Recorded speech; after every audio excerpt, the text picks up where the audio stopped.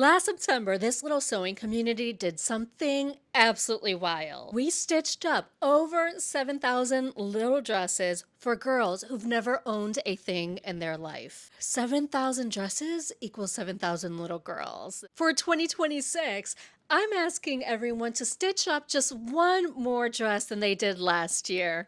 So if you're ready for your sewing to make a difference in someone's life, then pull out your favorite fabric because I'm going to walk you through everything that you need to know to get started. Free pattern and all. Dun, dun, dun, dun, dun. I'm so glad that you're here with me because today's a big one.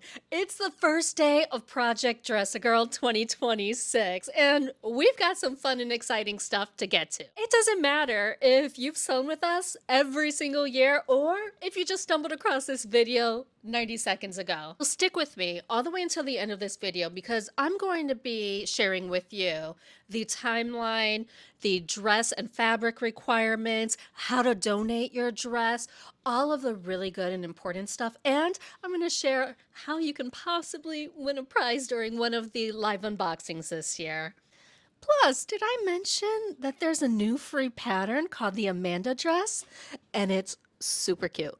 Project Dress a Girl is a sewing charity drive that we hold every year in the month of September, where sewists come together and we make dresses for little girls who live in extreme poverty, not only here in the US, but around the world. It's a beautiful thing to be a part of, and I'm happy that you're here. At this point, this movement has dressed tens of thousands of little girls, you all, and I couldn't be more proud of every single sewist who made a dress and donated it. These dresses are going to little girls who've never really had new garments of their own, or the dresses that we provide are the only new dress that they get for the entire year. What we're really handing them is dignity, a sense of love, and a quiet little message that says, you matter, you're going to do big things, and we can't wait to see it. Honestly, just picture it. Imagine how amazing you feel when you put on a dress that makes you feel absolutely amazing. You get out there and you think that you can conquer the world, right? That is such a boost of confidence. And that's what we're giving these little girls. Last September, you all sewed 7,349 dresses. Absolutely bananas. So here's our rallying cry for 2026. Just make one more dress for donation if you can, and maybe even try to use those scraps from the other dresses to make a beautiful little color block dress. One more dress is what we're asking everyone to do this year. So if you made 5 last year, that's 6 this year. And if this is your first year, then your one dress is your one more than last year. Easy peasy, right? And every single dress counts. One dress is wonderful. 10 dresses is wonderful. There's going to be a little girl who's going to love wearing your little dress. And to the beginners out there who think that their sewing isn't good enough, I challenge you to make one dress for donation because I'm telling you, you're going to get hooked. And these little dresses are the best skill builders there are. So tell me right now in the comments, is this the first year that you're sewing a little dress and joining in on the fun? Definitely let me know. Let's talk about dates. Now, this part really matters, so listen up. The event runs September 1st through September 30th. That gives you the whole month to sew up dresses. Then I'm asking you to get your dresses donated or shipped by the first Saturday in October. Keep it simple in your head. Sew all September, ship by that first Saturday in October. Seems doable, right? Now let's get into what makes the perfect dress. And in particular, we're going to be talking about fabrics. And this is my favorite part because I get to share with you all of the really cute fabrics that you can use and what you should avoid. I mean, there's definitely a couple of fabrics that we want you to skip. So go ahead and reach for those cotton fabrics. Quilting fabric is amazing, but just make sure that they're not too sheer. So reach for natural fibers.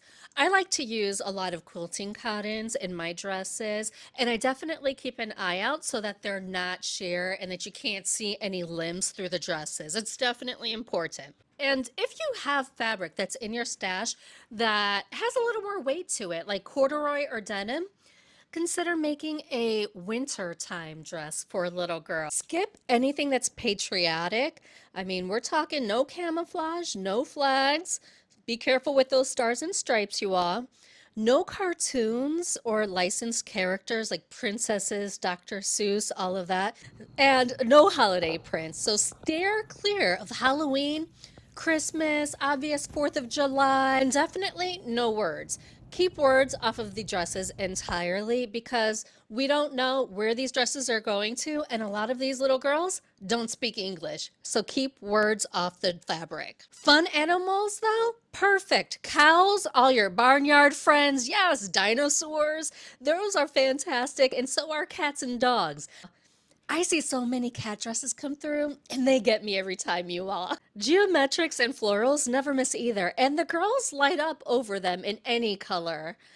Always swing by those clearance aisles because you can find some really good gems in there. I mean, that's where the treasures really do hide.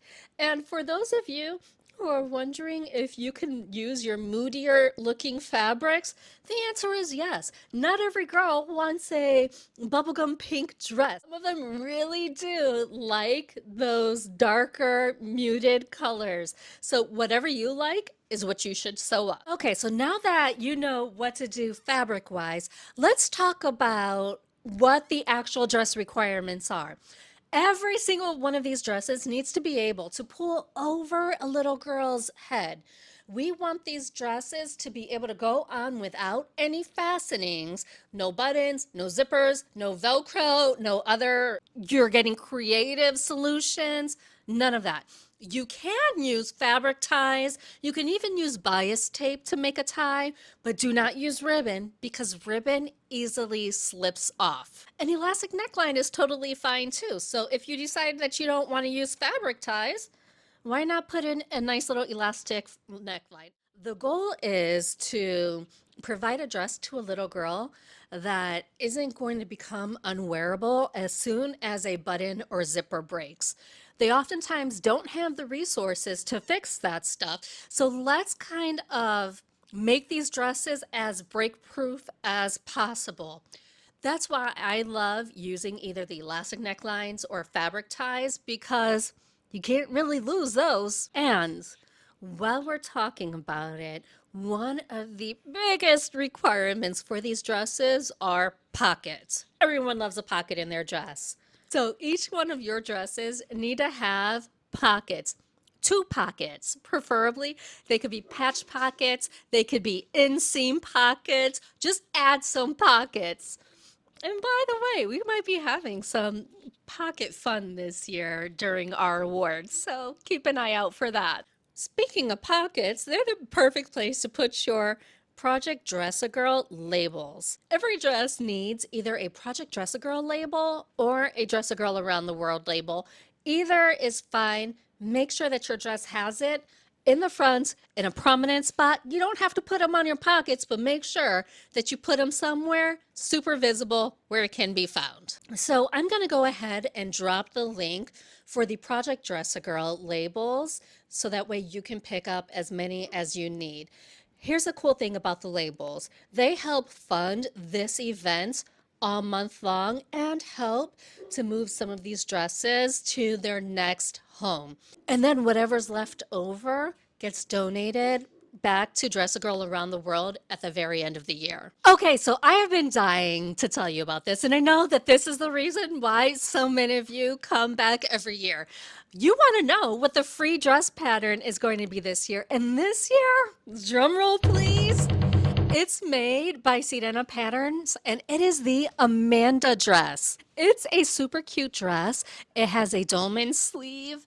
You can add on an additional little detail there, a belt, and inseam pockets. You all, this one is a skill builder for sure.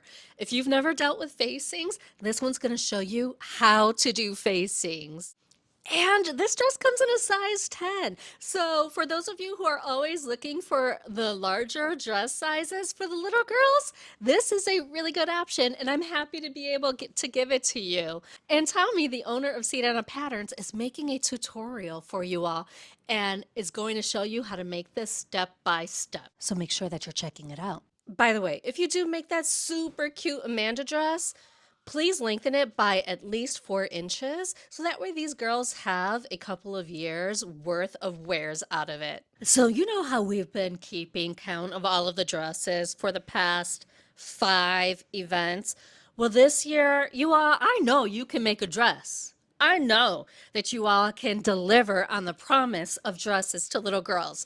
So this year, we're not counting how many dresses come in, but I am collecting the pictures of your dresses. So please post your dresses on Instagram using hashtag Project Dress a Girl 2026. Send me your pictures to projectdressagirl@gmail.com or go ahead and drop them in using our form. Now, a quick heads up about the hashtag on Instagram. So, Instagram is always changing their algorithm, and sometimes we may not see all of your dresses. So, when you do use the hashtag, you have to first off make sure that your account is in private. Because if it's private, nobody's going to see your dresses. And come on, isn't that the point? You ought to share all this cuteness with everyone. And also, please tag me at Madi Sews underscore inspired stitches. So that way you have an additional chance of being seen. I like to share them on my stories too. I mean, they're so cute. And we will continue to do that slideshow at the end of the event. You know, the one that shows every dress that you guys submitted. Oh, yeah.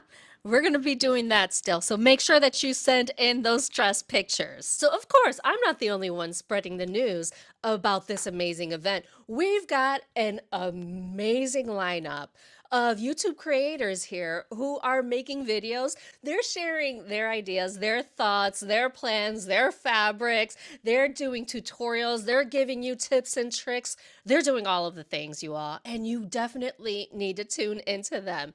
In fact, I created a calendar with little clickable links that'll take you straight to their channels. And so on the day that their video is supposed to release, you can go and just click on the link and it's going to take you to their channel. More creators are constantly being added to the calendar, so make sure that you check back routinely to find out who's going to have a video released. You may have noticed that every Monday, Wednesday, and Friday on the calendar, there's something called a live, the Marisos Live. And basically, that's where I take any of the dresses that have been shipped to me by that point, and I do a live unboxing where I get to share all of the cuteness with you guys. Let me tell you, these cuties, they are unmatched. And it's also an opportunity for me to kind of like make it a little fun. So every time that we do a live, I'm going to be giving away a special little prize. And this year it's going to be little keychains with a butterfly on them. And I have them in 3 different colors. So I have them in pink, blue, and red. And the back of them says Project Dress a Girl 2026. I think they're super cute. They are listed on the website for anyone who does want to collect them, but the fan favorite dress for that day will be receiving a random colored keychain. Last year, we did the little tassel keychains with a 2025 on them. So if you are a collector, then you can also find those listed. There's still a few available of those. Now, the way that the prizes are going to be given out, it's super fun. So I will choose my favorite dress, and my volunteers who are with me will also choose their favorites. From those favorites, you get to choose your fan favorite. It's kind of a way that we use to kind of condense them all down, because how else are you going to choose from like hundreds of dresses, especially towards the end of the event when they're flying in, you all. The lives start at 7 p.m. Eastern time, and they're going to go for no more than 1 hour, because you all, I still have a full-time job and I need to get to work the next day. And since I mentioned my volunteers, I want to let you know that one of my volunteers, Deneen, who's been with me for a couple of years now, has made t-shirts this year for the event. And they say Project Dress a Girl 2026 on the front, and on the back, they have the superhero logo. It's a really fun t-shirt. She's doing it up to 2XL, I believe, but they do come in very limited quantities because she's making them by hand. So if you do want a t-shirt, you're going to need to jump on them. I'm not kidding you. But Marty, how do I actually donate my dresses? Where do I send them to? I get this question all the time. I have a curated list of ambassadors that you can mail your dresses to. Now, keep in mind, these curated ambassadors on this list are all ambassadors who have agreed to accept the dresses that you are making for this event so that you can sew, then donate. That means that you're going to have to be careful if you plan on donating to someone off of this list, because they may not accept the dresses that we're making for very specific reasons. And so if you're going to go off of the curated ambassador list, you're going to have to reach out to that person first and ask them what type of dress that they accept. And while I'm talking about ambassadors, you all, let me tell you that I've been told that some of you have been getting a little cute by sending in resized dresses using old and recycled fabrics and all kinds of stuff like that. You all, we are providing our best to these little girls. We're providing them brand new, beautiful dresses. So make sure that you're following the rules for this event, and don't try to sneak one by the ambassadors, because they will let me know and you will get in trouble.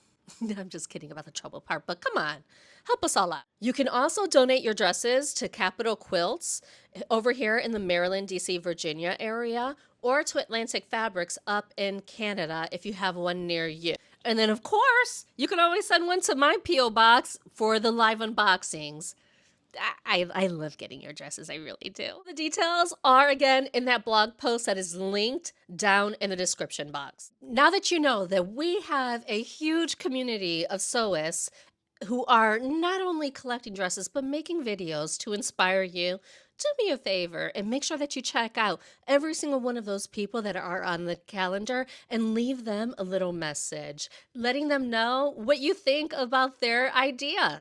And also share this video with every single sewing friend that you have. The only way that we're going to help more girls is by spreading the word more widely. And you all have done such an amazing job doing that last year. Let's continue the momentum. Share this video with everyone that you know that sews. Now go and check out Sirena Patterns, the Amanda dress tutorial right over there. Don't forget to lengthen it by a couple of inches and have fun making it. And you all, I will catch you during the live unboxings all month long.